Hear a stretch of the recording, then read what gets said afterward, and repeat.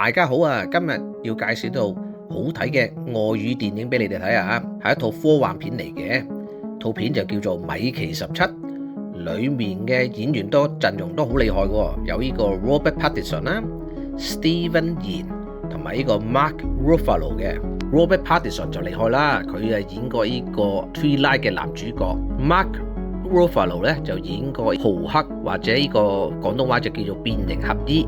喺呢個 Avengers 3同4咧，都係做呢個角色嘅。咁有睇過 Walking Dead 嘅朋友都知道 Steven Yeun 咧喺入邊咧演一個都比較重要嘅角色叫 Glenn 嘅。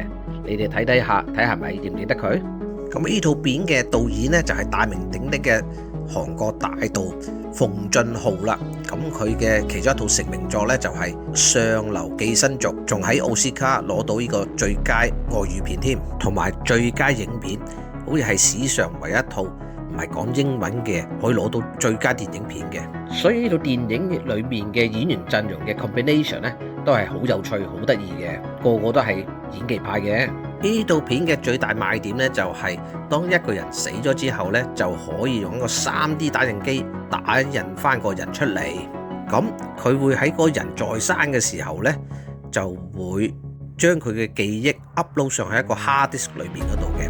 當嗰個人做啲比較危險嘅任務嘅時候呢，不幸去世呢，咁就會打印一個新嘅肉身出嚟啦，跟住再將 hard disk 裏面嘅嗰個人生前嘅資訊就 upload 上去呢個身體裏面嘅，就用呢個方法嚟達到永生。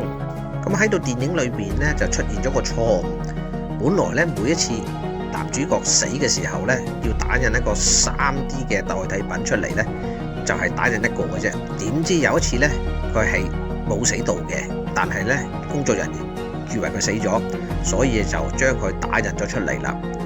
喺呢個情況呢，就多咗2個米奇出嚟咯，一個就米奇17，一個就米奇18。米奇17同米奇18呢，都係男主角 Robert Pattinson 飾演嘅，所以我覺得呢個方法而達到永生好似靠唔住咯，根本就唔係你嚟嘅，你只係製造多一個似你嘅咁樣嘅身體，跟住有你嘅記憶。但係我覺得即係每個人類其實應該有個靈魂，即係個靈魂就係過唔到俾個新嘅身體上面咯。